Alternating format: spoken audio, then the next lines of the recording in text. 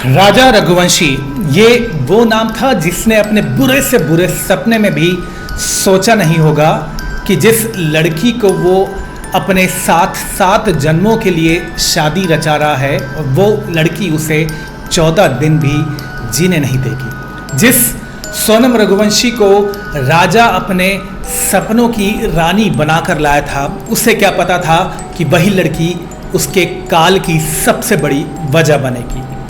अपनी शादी को लेकर जितने अरमान थे राजा के, सोनम रघुवंशी उससे कहीं ज़्यादा षड्यंत्र उसकी मौत के रच रही थी।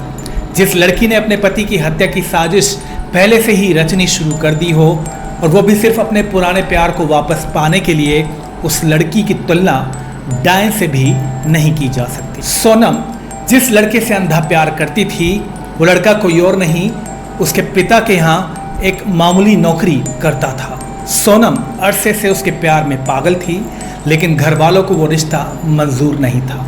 सोनम की शादी राजा रघुवंशी से करवा दी गई। सोनम ने अपने घर वालों के कहने पर उससे शादी तो कर ली, लेकिन उसका अंधा प्यार और उसकी बेसुध हवस उसके सर पर सवार। पति की हत्या के इरादे से उसने मेघालय जाने का प्लान बनाया।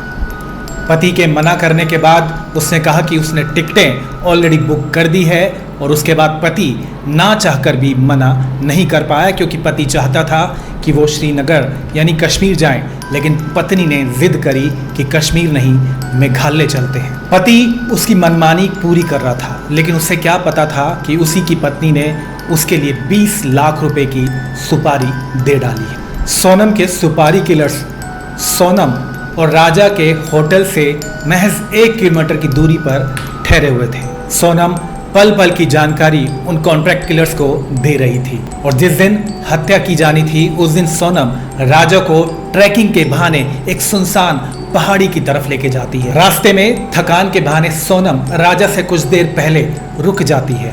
उसी रास्ते में सोनम के साथी यानी सुपारी किलर्स पहले से मौजूद थे। जब किसी वजह से कातिलों ने प्लान बदलना चाहा तो सोनम ने चिल्लाकर कहा, नहीं आज ही मारो, और सोनम ने उस समय सुपारी किलर्स को 15,000 रुपए कैश भी थमा दिए। राजा रघुवंशी को धारदार हथियारों से बार बार वार किया गया और उसे गहरी खाई की तरफ फेंक दिया। शुरुआती दिनों में खबर आई कि एक नवविवाहित जोड़ा लापता हो गया। फिर कुछ दिनों बाद राजा की लाश पुलिस को मिल जाती है, लेकिन सोनम का कोई सुराग नहीं था। कुछ दिनों बाद पुलिस ने सोनम के प्रेमी और उसके साथियों को पकड़ा।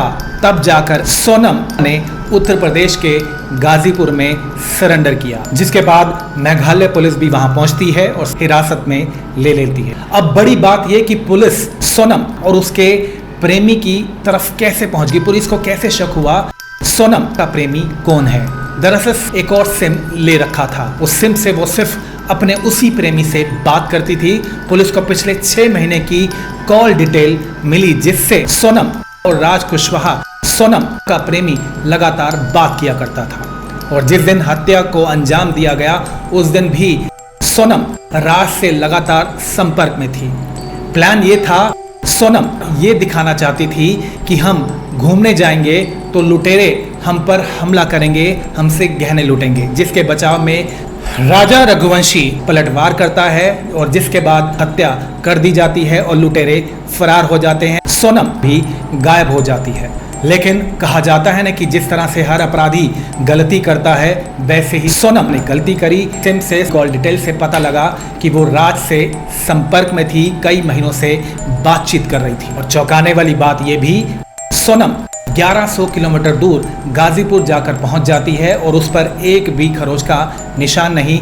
वहीं उसके पति को मौत के घाट उतार दिया जाता है। अब दोस्तों, सबसे बड़ा सवाल ये कि शादी जैसे पवित्र बंधन को, पवित्र रिश्ते को इतना दागदार और शर्मसार क्यों बनाया जा रहा है, और वो भी सिर्फ और सिर्फ अपने स्वार्थ की खातिर, अपने पागलपन की खातिर, अपने वहशीपन की खातिर। उसने पहले प्लानिंग की कि वो शादी करेगी, फिर शादी के बाद पति की हत्या हो जाएगी और फिर उसके घर वाले उसके प्रेमी से उसकी शादी करवा देंगे।